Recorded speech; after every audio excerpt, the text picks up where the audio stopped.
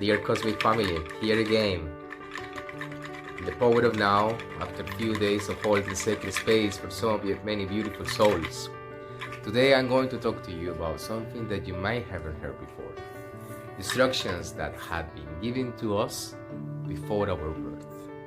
Probably nobody told you that you will receive 7 different bodies and a sleeping consciousness, and you will need to constantly awaken, develop, and improve them.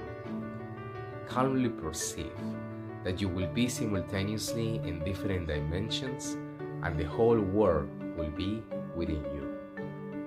You will have to be attended in a school called life on planet Earth. Each person and each experience is the universal master lesson for you. There are no mistakes, only lessons. Failure